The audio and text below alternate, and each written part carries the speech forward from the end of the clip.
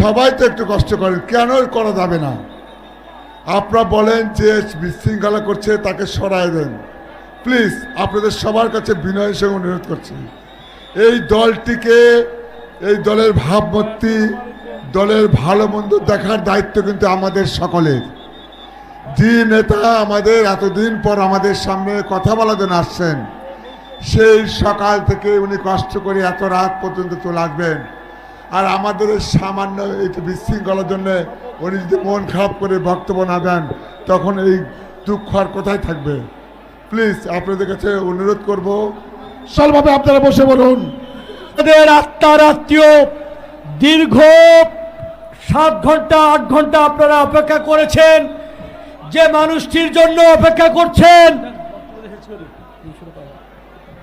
ভাই দয়া করে একটু শোনেন ভাই প্লিজ। এই যে অনেকে অসুস্থ হয়ে যাচ্ছেন, আপনি কি চান যে আপনার পরিবারের কেউ এরকম অসুস্থ হলে আপনার কেমন লাগবে? আপনি একটু বোঝার চেষ্টা করেন। আপনার সহপাঠী বন্ধু যদি এরকম অসুস্থ হয়ে যায় বেশি চাপ লেগে, তাহলে কি সেটা ভালো হবে? আপনারা দয়া করে একটু বসেন, একটু স্থির হন। এতক্ষণ তো স্থির ছিলেন। আপনার আমাদের প্রিয় নেতা ইতিমধ্যে চলে এসেছে, আপনি একটু দাঁড়াবেন প্লিজ। বলবো কিছুই শুনতেছেন না, কেউ শুনছেন না ভাই। আপনারা এরকম মানে এইরকম ঠেলাঠেলি করলে আরো অনেকে অসুস্থ হয়ে যাবেন। আপনারা দয়া করে একটু দাঁড়ান, একটু ধৈর্য ধরেন। এই যে অনেকেই অসুস্থ হয়ে যাচ্ছে, আপনারা এটা করবেন না। দয়া করে আপনাদের জোড়হাত করে অনুরোধ করছি, আজকের অনুষ্ঠানের সৌন্দর্য মাধুর্যটাকে ধরে রাখুন।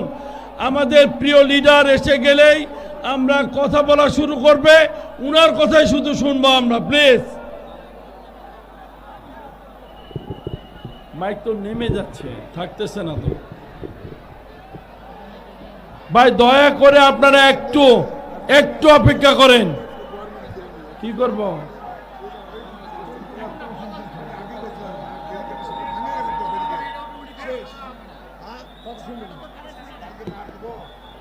না না না, প্রিয় ভাইয়েরা, দয়া করে সামনে যারা হুড়াহুড়ি করছেন দয়া করে একটু থামুন না ভাই, দয়া করে একটু থামুন।